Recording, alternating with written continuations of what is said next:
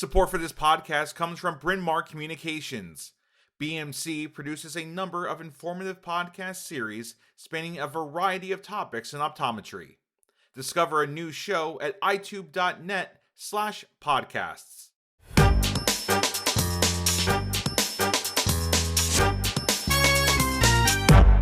Hey, everybody, welcome back to the podcast, officially known as Collaborative Corner, where you get to hear voices and just imagine what we're dressed like or what we're actually doing.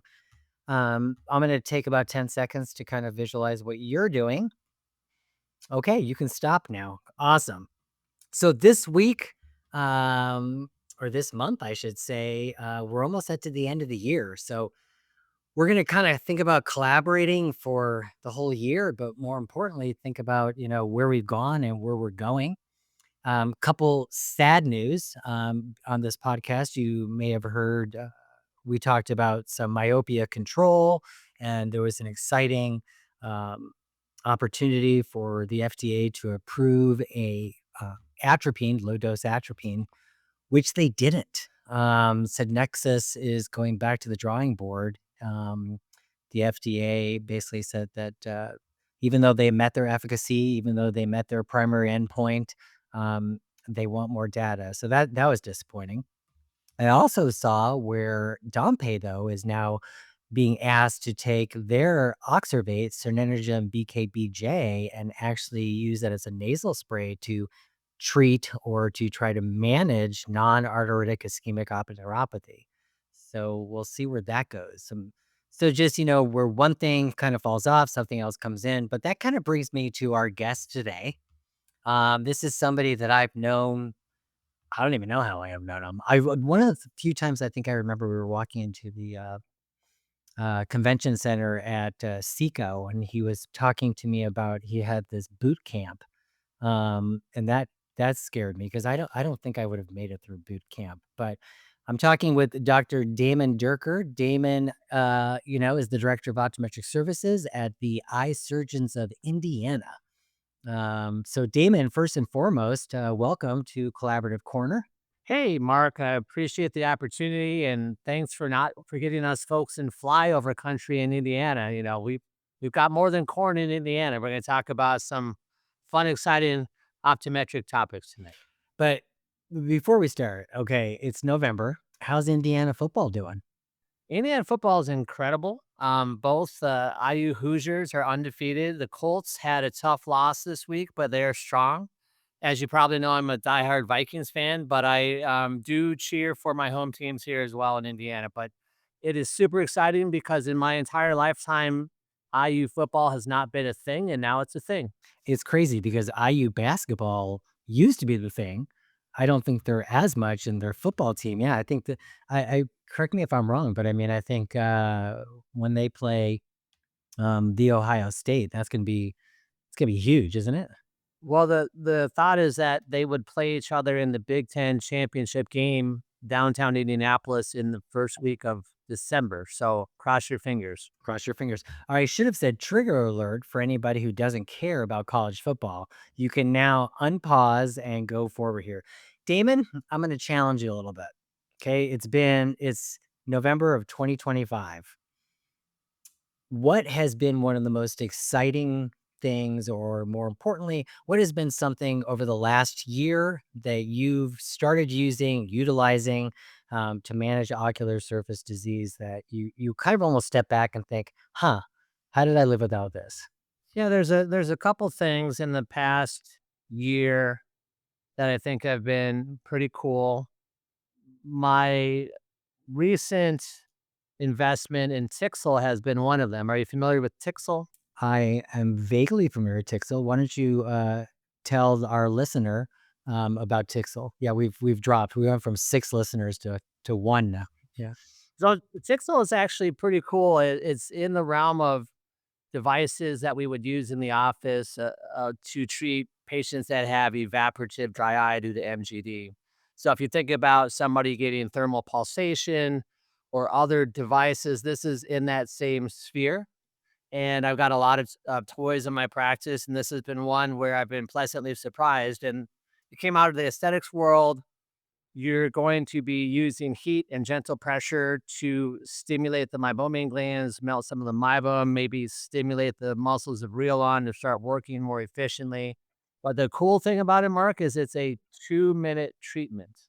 Interesting. So you do 10 pulses on each eyelid with a handheld device. It gets very hot for very short periods of time. And I think the results have been pleasantly surprising where I see people come back after just a single treatment with a lot of relief of their symptoms. The protocol is 3 treatments spaced out by a couple weeks. I've been doing this now for a few months. I use it in conjunction with some of my other tools as well and combining it with technologies like IPL and low level light. So it's been fun to integrate that and have something that I feel I'm overly impressed with in terms of a little skeptical maybe when I first saw the device, but I've been very happy with that so far. So I think, okay, you've been doing this a long time, and I know you've talked with other clinicians about how to do a dry eye clinic, how to integrate this, and I think the biggest challenge for most clinicians is, when do you decide what piece of equipment to do at what time? And how do you prepare patients for the fact that it's going to take multiple different treatments? Because you just mentioned low level light therapy, IPL, you're talking Trixel. I'm assuming you're also therapeutically managing these patients. I mean, Yeah, so OTC, pharmaceutical, everything that you could think of. I think the biggest thing is it comes back down to you got to understand what you're doing and you have confidence in your technologies and your knowledge. And the patients want that. You don't want to give patients options to do things. It's the same as the premium IOL world, as you know, is the best conversion is going to be based on a doctor's recommendation. So when I see a patient, whether it's a treatment naive patient or they're coming to me for a fifth opinion, I tell them what I see. We align on goals and I let them know what I think they should do. And I don't give them a laundry list of things. We could do this, we could do this. If I think that tear care and IPL is the right thing for the patient, or I think we have a prescription drug agent that's the right thing, that's what I tell the patient I think we need to do as our next step.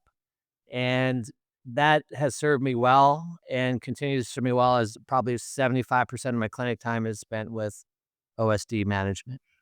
I think you nailed something. It's interesting because we have a ophthalmology resident that's in our practice right now.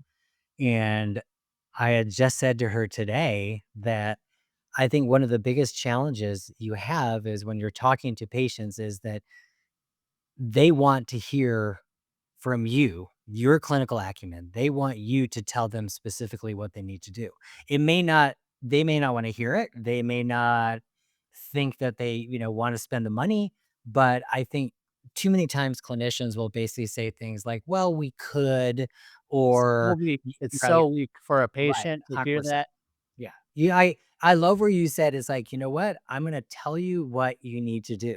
And from a refractive surgery standpoint, and I think that it could carry to anything we do in optometry. You know what? If you think a person needs to be in progressives that have, anti-reflective coating and they have to have some specific frame, then you just tell them, look, this is what I'm prepared to do for you. And honestly, if they don't want it's not, see, I don't even think it's a recommendation. If they don't want to hear what you're telling them, then you know what? Then go somewhere else. You with me? You with me, Damon? Absolutely. So I think that we owe that to our patients. So obviously, when you get back to your question, is well, how do you know what to do when? I think you have to, with the tools that we have being so much more robust than a decade ago, we have to say what problem are we trying to solve for this patient? Do they want to wear their contacts longer? Are they getting ready for refractive surgery? Do they have a lot of fluctuating vision later in the day? Their eyes itch like crazy. Like, what are we trying to do? Because it's not a one size fits all approach. So we get aligned on things that I identify as treatable that align with their goals. And then I try to, target big things, inflammation, lid biofilm, meibomian gland obstruction. And I look at the clinical picture and say, which ones do we have to go after first? And sometimes, just getting an easy win, treating someone's Demodex blepharitis with a 6-week course of a drop. I mean, that can be a huge thing for a patient. They may need other things beyond that, But if their main problem is, boy, my eyes itching or crusty when I wake up in the morning and I try to do something else for them with my Tixel device or my IPL, I'm not helping that patient. I got to align with what we're trying to do.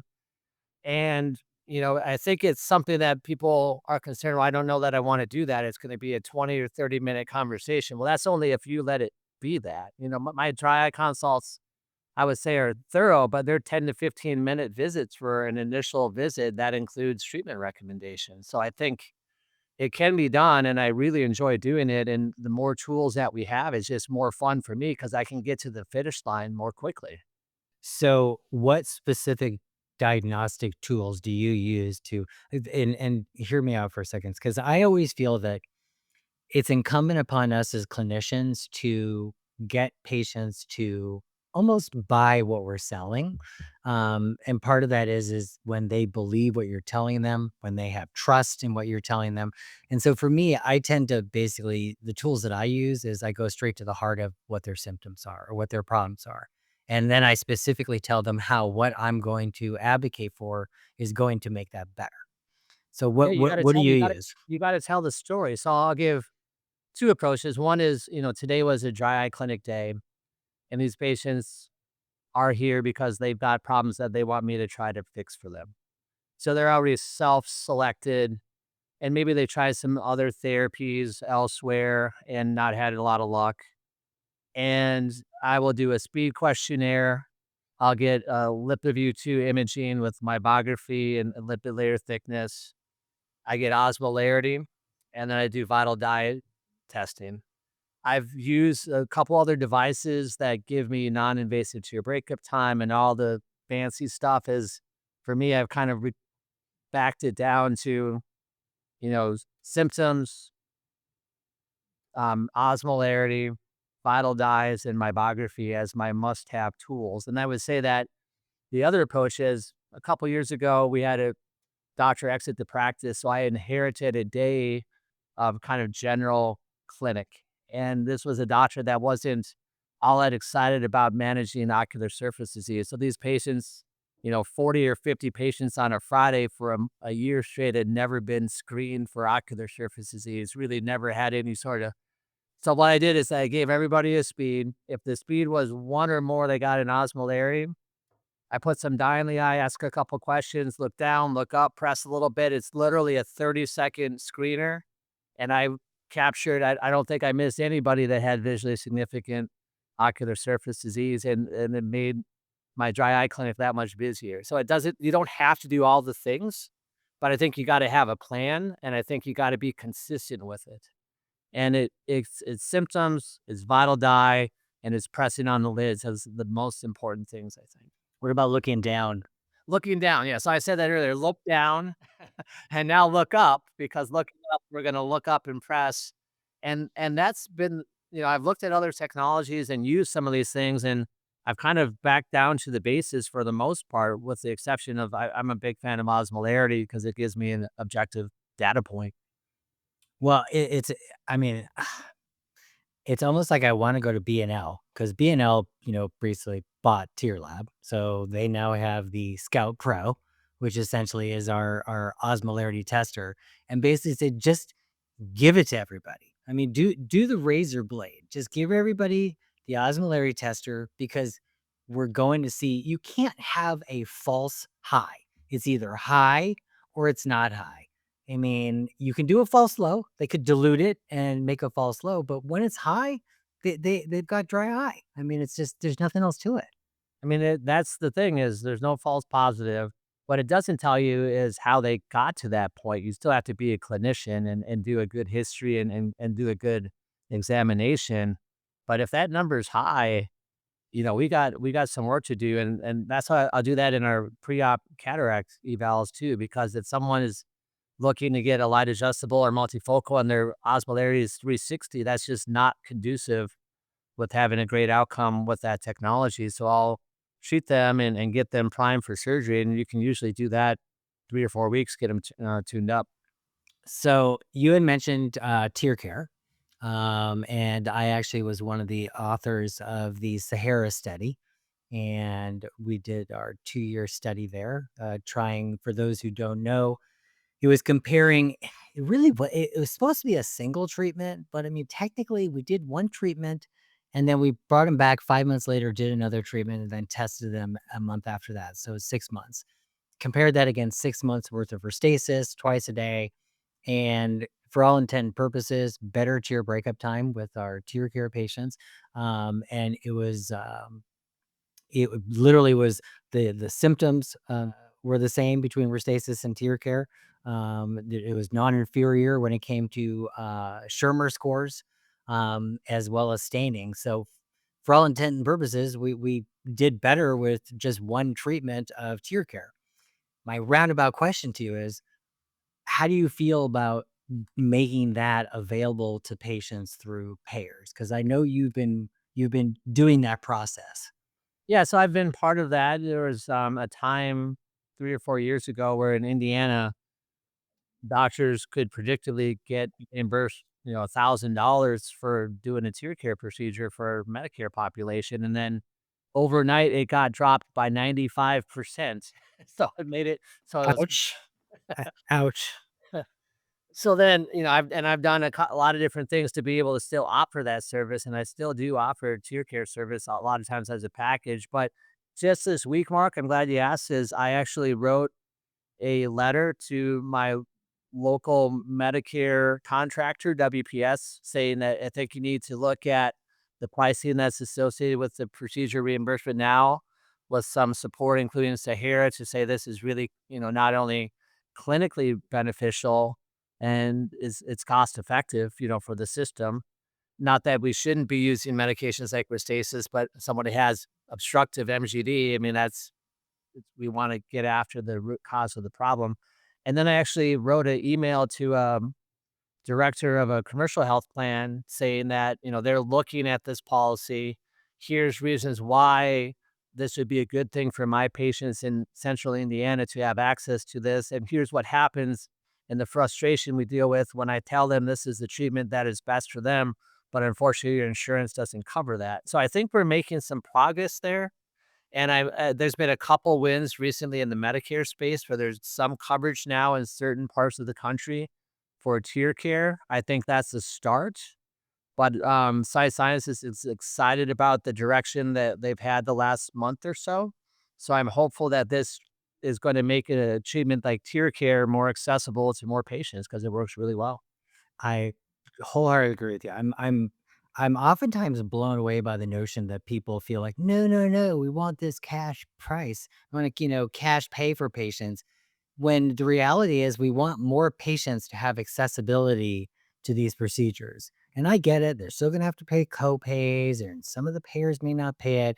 But even if we were make it accessible to 20%, 30%, 40% of patients, because I mean, would you disagree or agree that meibomian gland dysfunction is the root of all evil? That it's the scourge. It's literally, I mean, we are literally making it right now on our. I Yes. mean, yeah, everybody's got it. And almost everybody has some degree of it. It's the most common reason people have dry eye.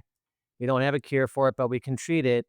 And the treatments that we've done historically for a lot of docs has just been ineffective. So now when we have treatments that are effective, that are cost effective as well, when you look at the big picture, I'm all in on trying to find a way to get more access to more patients. We also know that doctors, both optometry and ophthalmology, there's just some that are never going to do a cash pay procedure. Even if you have the highest end optical and you're used to, selling $1,500 frames, is like if you go cash pay dry eye, there's gonna be some people that, nope, I'm only gonna do my patients won't pay for it unless it's covered by insurance. So I think, which is not exactly true, but I do think that we get these things covered, we have better outcomes, we ultimately save the system some dollars if they're really not a good candidate for the prescription drug therapy that we have. And I think we're moving in the right direction on all this. I think the biggest thing that our two listeners, we just doubled our listeners, is the fact that we talk about, this term compliance, which I hate. I don't subscribe to the fact that patients say, yeah, I'm not going to do it. Okay. I'm not going to be compliant. No, they lose adherence. I mean, it's Yeah, like the politically correct term is adherence, Mark. totally, it is. You're right. I totally agree. Like, for example, for our 2 listeners, Damon, how are you doing on your AG1? I'm non-compliant, not Yeah, adherent, yeah. despite my doctor's recommendations. Yeah, yeah. So we were at the Chicago airport. It was me, Jeff Gerson, and Damon. And I'm like telling them how freaking awesome AG1 is. I'm not being paid by them, but if they want to sponsor us, we'd love that. But more importantly, though, Damon's like, I'll think about it. I'll try it. Yeah. Did you ever even try it? It is sitting on my sink in my bathroom. I look at it about 3 times a week. I say, "Sometime I'm gonna try that just for Mark, just not today." Right. So I take that and I think to myself, when you prescribe a drop or a therapy, it's like all the things that get in the way. People know they should do it. They have the symptoms, but they just don't do it. So an in-office procedure is such a phenomenal way to kickstart or to be able to get people, kind of in the right direction. I used to tell patients, look, you know what? This is like a boat race. And we're in Arizona and they're like, a boat race? I'm like, whatever, dude. Just deal with the analogy. You're in last place and you're off course. So let's at least get you back on course and then see if we can get you at least in the running. And then some of So, these things don't have to be high ticket items either for the optometrist or ophthalmologist. You can do a Rinsada irrigation, you can do a Zest lid exfoliation and new lids procedure, things that cost you $20, $25 for an out-of-pocket cost for the doc to be able to offer as a service. Is you don't always have to go right to IPL or RF or Tixel. As there's a lot of things that you can do that are not gonna break the bank for you or your patient that can provide a kickstart, like you said, and then you maybe pair that with the, nutritional supplement or lid hygiene regimen or a prescription agent, and you're gonna do a lot more for the patient, and then you at least guarantee that part of their treatment regimen they've been adherent to. well, and to that point, you bring them back. You maybe charge a very nominal fee or even just make it part of their kind of, their exam. Sometimes I'll do that for patients and I'll bring them back every 3 or 4 months. But I'll give you, I'll go MacGruber on you. MacGruber. Okay. So literally to what you just said is you get yourself an Instapot. You get yourself an iTier 100 from, I think, Olympia, yeah. Olympia. And if you don't know what that is, it's a nose vibrator. And for all intent and purposes, you get yourself like a brooder mask or a moist heat mask, heat it up in your one pot that only is used for that. Do not cook eggs or anything else in that one pot. Do a 10-minute brooder, come back in, use your iTier 100 while the patient's at the slit lamp, and then you manually express it while you're doing that. That's a Laura Perryman MacGruber right there. And there's a device coming out. Are you familiar? I think it's called the EMS. Is that what it's called? Yeah, I'm familiar with that, don't have any personal experience with it. Yeah, neither do I, but it's the intent of that is the exact same thing. Heat up, stimulate, vibrate. So you're 100% right, Damon. I mean, it's just there's things if you're it's not even a matter of dabbling, it's a matter of making the commitment to look at a patient and say these are the things that we need to do and finding out how you can put them in your practice. So, And the crazy thing is you don't have to advertise for this stuff because these patients are everybody has it. You just gotta look for it and then tell the patient what they need to do, especially if they're symptomatic. If symptomatic, great.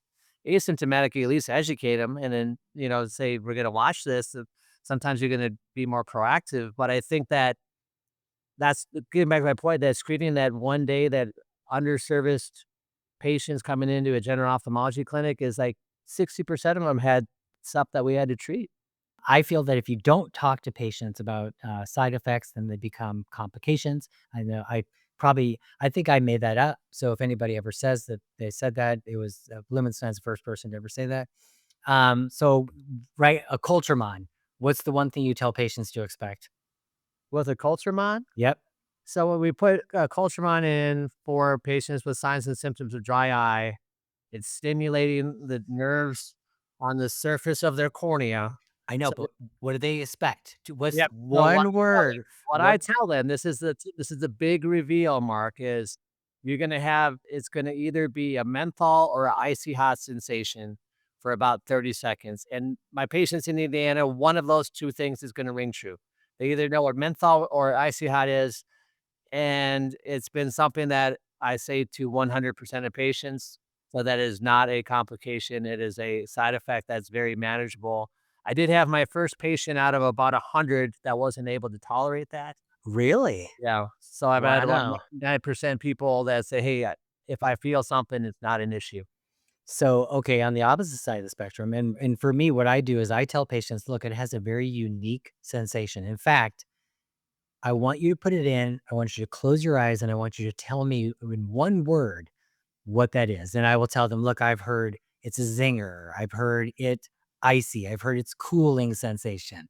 I hear it burns. I said, I've never heard pain. So I want to hear your word. And I have patients almost like it, kind of personalize it just so they don't think that it's something completely, you know, irreverent or just different to them. Okay, here's the second one. So on the opposite side of that, you have perfluorohexyloctane. What do you tell patients to expect from that? So I tell patients that for this drop, it is a much different than any drop they would have tried. It's a anti-evaporative drop. It's going to help stabilize their tear film. So we've talked about tear stimulators like a Colchmon, and then we got tear stabilizers. When they put that in, I tell them that's a very small drop. There's no water in it. You're going to barely feel that when you put that in for the first time. And I have dosed that occasionally in the office for some patients. I actually did it today. No lie. There's a patient that said, hey, I'm having this fluctuating vision issue, status post multifocal IOL a couple of years ago. And we had done some in-office work. I said, I got a drop for you. Put a drop in. I said, I'll come back in a couple of minutes. I showed her like the 20-30 line on the chart. Just kind of look at that and tell me what you think. And lo and behold, she said, yeah, that really helped. My vision cleared up after that drop.